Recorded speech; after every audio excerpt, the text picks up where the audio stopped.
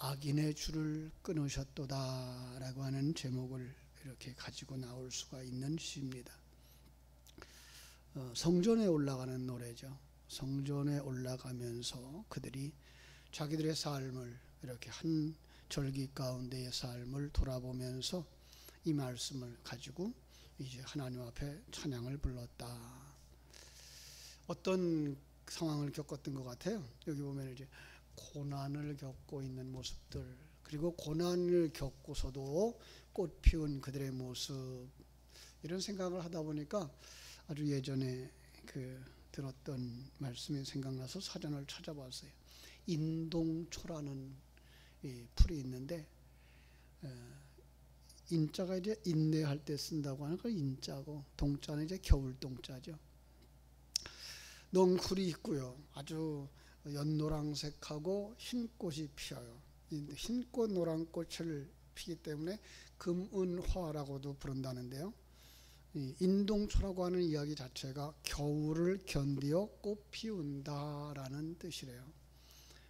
인동초가 겨울을 지내고 꽃이 피는 이름 때문에 고난을 견디고 전국의 영광을 본다는 의미가 이 꽃 이름 속에 들어가 있다는 거죠. 그래서 고난을 이겨온 인생을 인동초 같은 인생이라 이렇게 말하기도 한대요. 인동초와 비교되는 것 중에 하나가 이제 오뚝이라는 것이 있죠.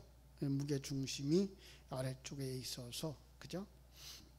어떻게 자세를 놓더라도 똑바로 서는 인형 오뚝이, 넘어지지 않고 일어나는, 10번을 흔들려도 10번 일어나고 100번을 흔들어도 일어나는, 그래. 그 능력을 알고 있기에 인생의 어려움과 고난이 있을지라도 다시 일어나는 사람들을 우리는 오뚜기 같은 인생이다 이렇게 부릅니다. 자, 이런 오뚜기나 인동초 이런 것들은 다 화려한 건 아니지만 하나님은 그것들을 도구로 삼으셔서 우리에게 아주 귀중한 이러한 진리들을 가르쳐주고 있는 거예요. 넘어뜨려도 넘어지지 않고, 추운 겨울이 와도 결코 얼어 죽지 않고, 아무리 잡아당겨도 끊어지지 않는 이런 모습. 세상에서 가장 아름답고 대단하다고는 말할 수 없지만은 그래도 참 아름답고 위대한 것, 그게 뭐예요? 바로 이런 거죠. 어느 순간에도 자신을 포기하지 않는, 그리고 자신의 자세로 돌아가는 모습.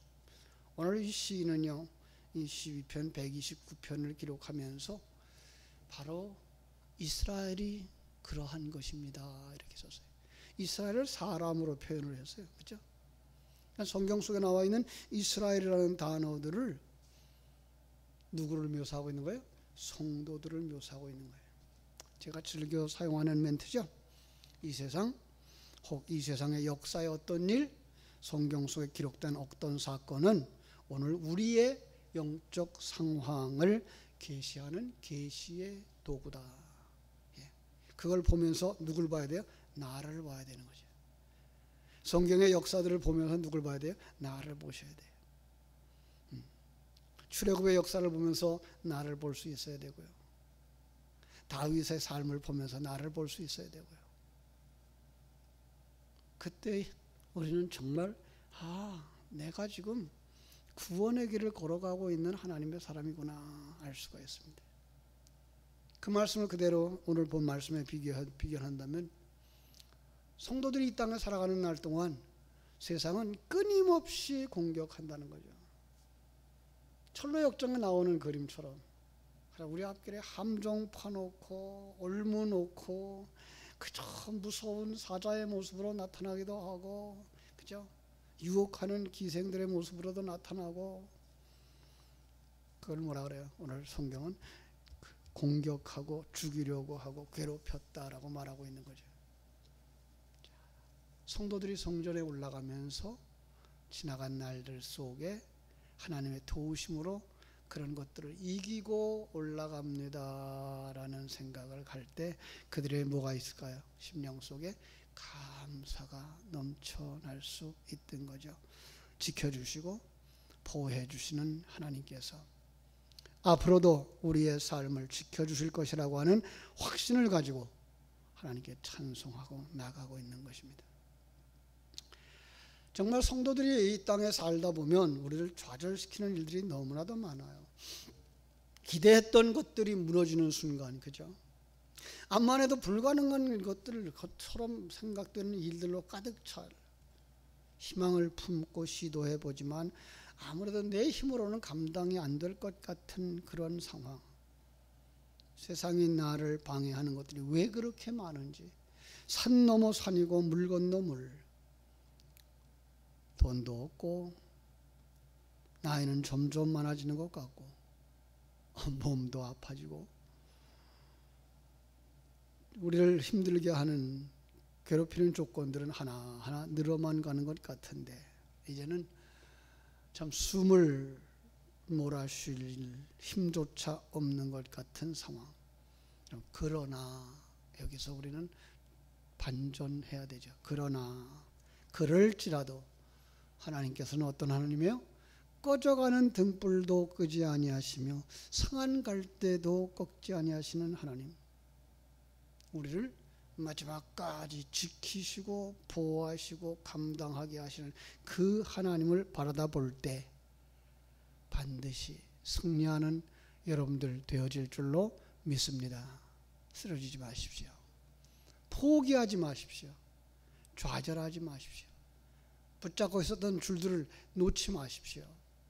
반드시 하나님이 여러분들을 승리하게 해 주실 줄로 믿습니다. 본문으로 가서 봅니다. 이스라엘은 이제 말하기를 그들이 내가 어렸을 때부터 여러 번 나를 괴롭혔도다. 그들이 내가 어릴 때부터 여러 번 나를 괴롭혔으나 나를 이기지 못하였도다. 이 영화나 이제 소설들, 가끔은 이제 요즘들은 이제 텔레비전에 이제 연속극들, 대부분 마지막에 가서 어떤 모습으로 끝나는 걸 기대하죠? 승리하는 모습, 그죠? 행복이 찾아오는 모습. 그래서 사람들이 그런 걸 잘된 작품이라고 생각을 해요. 물론 어떤 비극적인 작품도 있어요. 사람들이 이제 그 비극적인 주인공이 비극적인 상황이 닥치면은 이제 계속 요즘은 그런데 작가한테다가 압력을 넣는데요. 비극적으로 끝나지 않게 해달라고. 왜 그러죠? 사람들에게 그 고난도 좋으니까 결론은 정말 행복했으면 좋겠다. 이게 이 세상을 살아가는 모든 사람들의 궁극적인 소망일 거예요. 그런데 세상이 그렇게 호락호락하지 않아요. 그리고 그걸 맛보지 못하고 이 세상을 떠나는 사람들도 왕왕 있죠. 그럼 하나님은 불공평한 하나님입니까? 어떤 사람은 가진 돈 다 쓰지 못하고도 죽고, 그죠? 어떤 사람은 그저 평생을 굶주리면서 살아가고, 어떤 사람은 평생을 편안하게 살아가는 것 같은데 어떤 사람은 평생을 힘들어 노력하지 아니하면 세끼 밥 먹기도 어려운 상황을 겪어가는 이러한 모습들을 볼 때 불공평할까요? 아니요.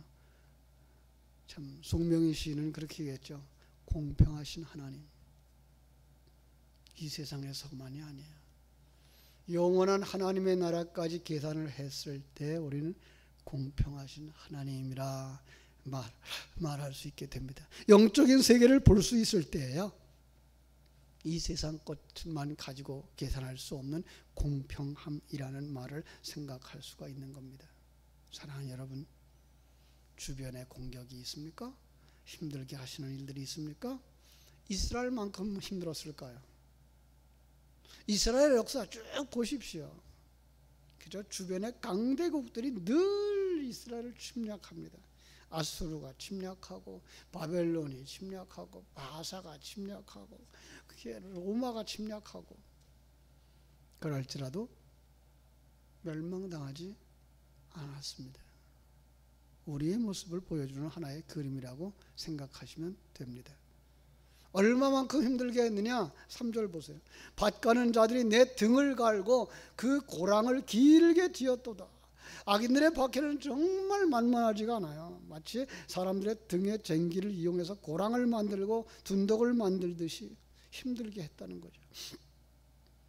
이스라엘 역사로 말하면은 애굽에서 그들이 얼마나 힘들었어요. 400년 역사 속에서, 그죠? 그 민족이 점점 많아질까봐 그들을 억압시키는 정책을 얼마나 많이 써서 힘들게 하면 줄어들겠지. 그러나 그러지도 않았어요. 나중에는 어떻게 해요? 산파들에게 가서 아들을 낳으면 그냥 생명을 끊어라. 산파들이 그걸 감당을 하지 않았어요. 그러자 그다음에 난 뭐예요? 그 부모들에게 자식을 버려라.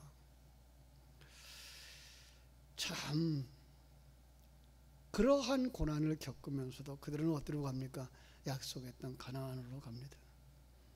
오늘 시편을 기록하는 저자는 그렇게 얘기합니다. 악인들이 어렸을 때부터 나를 괴롭혀도 나를 이기지 못했다고. 내 등에 고랑을 파면서 나를 못 살게 했을지라도 나를 이기지 못했다고. 여러분, 이 말씀 많이 인용한 부분이 있죠. 예수님이 채찍에 맞으시는 그 장면이죠. 그래서 많은 사람들이 또 이 시를 예수님의 고난 시로 해석하는 분들도 많아요. 그럴 수 있습니다. 그래야만 어떤 말씀이 해석이 되는가 하면 4절 말씀이 해석이 돼요. 여호와께서는 의로우사 악인들의 줄을 끊으셨도다. 심판이죠. 무릇 시온을 미워하는 자들은 수치를 당하여 물러갈지어다. 그렇죠? 이스라엘 주변의 나라들은 끊임없이 이스라엘을 공격했고 마침내는 예수 그리스도의 등을 밭갈듯이 오늘 성도들의 등을 밭갈려고 덤벼들고 있는 것을 볼 수가 있습니다. 그때 어떻게 됩니까? 첫째는 잘 감당하셔야 됩니다. 주님의 십자가를 생각하시면서 이풍랑인연하여서 더 빨리 갑니다 찬송하면서 하나님 앞에 인내할 수 있어야 됩니다. 인동초를 생각하면서. 두 번째는 히스기야를 생각하면서 그걸 가지고 어디로 가야 돼요? 그 고난의 문제를 가지고 하나님 앞에 나아가야 됩니다. 정말로 감당하기 어려울 때에, 그죠? 사내립 왕이 히스기야에게 와서 금 내놔라 은 내놔라 요구가 많아져요.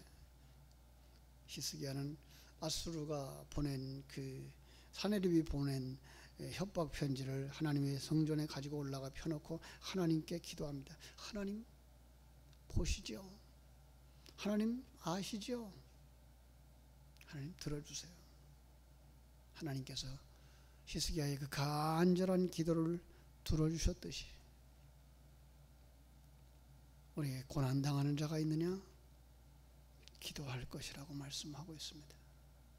아무것도 염려하지 말고 오직 모든 일에 기도와 간구로 너희의 구할 것을 감사함으로 하나님께 아뢰라. 그리하면 모든 지각에 뛰어난 하나님의 평강이 너희의 마음과 생각을 지키시리라 말씀하고 있습니다. 그들은 어떻다고요? 물러갈 것이라고요. 6절 말씀합니다. 그들은 지붕의 풀과 같을 것이야. 그들은 자라기 전에 마르는 것이라. 이런 것을 베는 자의 손과 묶는 자의 품에 차지 아니한다. 우리를 괴롭히는 악인들의 모습의 결과 어떻다고요? 마른 풀과 같이 교만한 모습, 날뛰기에 무엇인가 있어 보이고 대단한 것처럼 보이지만 아무것도 아니다. 잠시 잠깐 있는 이 세상에서일 뿐이다 라고 말하고 있는 거예요. 심지어 고난을 당하고 있는 우리를 볼 때 세상은 어떻게 얘기한다고요? 예수님 십자가에 있는 모습을 바라보며 조롱했듯이 8절이 말합니다. 지나가는 자들도 여호와의 복이 너에게 있을지어다 하거나 우리가 여호와의 이름으로 너에게 축복한다 하지 아니하느니라. 그죠?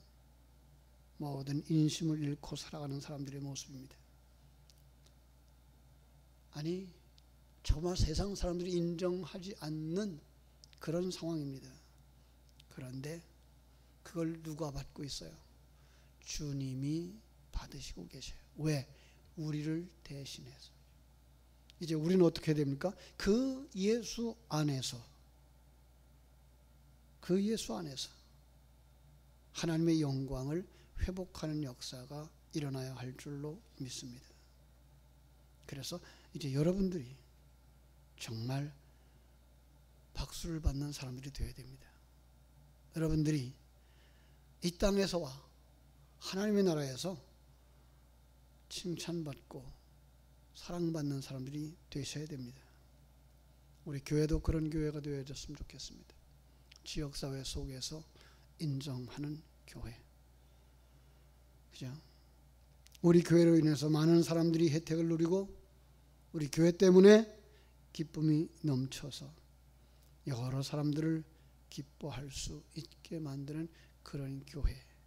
그 일을 이 새벽을 깨우는 우리가 해야 될 줄 믿습니다. 잘 인내하시고 하나님이 주신 기회에 여러분 신앙의 꽃을 피우시기 바랍니다. 주께서 여러분과 함께 하신다는 사실 결코 잊지 마시고 승리하시기를 주님의 이름으로 축원합니다. 기도하겠습니다. 하나님 우리 아버지, 하나님의 크신 은혜와 사랑을 감사하고 감사합니다. 세상에 많은 고난들이 있습니다. 참으로 이스라엘 백성들이 역사 속에서 당했던 그 고난들보다 더한 고난들이 어디 있겠습니까? 아니, 예수님께서 십자가 위에서 당하신 그 고난보다 더한 고난이 어디 있겠습니까? 그럼에도 불구하고 우리에게 말씀하십니다. 두려워하지 마라. 내가 너와 함께 하잖아. 놀라지 마라. 나는 네 하나님이 되잖아. 내가 너를 도와줄게. 나의 의로운 오른손으로 너를 붙들어 줄게. 말씀하시면서 우리의 대적이 지붕 꼭대기에 풀과 같이 마를 것이라고, 그들의 결과가 머지않아 아무것도 아닌 것을 보게 될 것이고 알게 될 것이라고, 거기에 연연하여 하지 말고 너를 사랑하시고 너를 지키시고 보호하시는 그 하나님을 바라보라고. 여러분, 아버지 하나님이여, 정말 이 어려움의 때에 우리의 눈이 우리가 당한 환경을 바라보고 거기서 넘어지지 말게 하여 주시고, 우리의 눈이 바다 위를 걸어오는 예수 그리스도를 바라볼 수 있게 하여 주시고, 우리를 도우시는 목자 되신 하나님을 바라볼 수 있도록 도우셔서 주어진 환경 속에서 인동초처럼 꽃필 날을 기다리며 인내할 수 있는, 그리고 실력을 쌓을 수 있는, 그리고 영적인 풍성함을 쌓을 수 있는 복된 성도들이 되도록 우리 하나님 축복하여 주시옵소서. 기도마다 응답하여 주시고 말씀마다 적용되게 하여 주시고, 아버지 하나님이 그 큰 사랑을, 그 큰 은혜를 나눌 때마다 더 풍성해지도록 우리의 삶 속에 일마다 때마다 함께하여 주시옵소서. 아니, 함께하고 계신 사실들을 우리가 발견할 수 있는 눈이 열려지고 감각이 살아나게 하여 주시옵소서. 진실로 감사하며 거룩하신 예수님의 이름으로 기도하옵나이다. 아멘.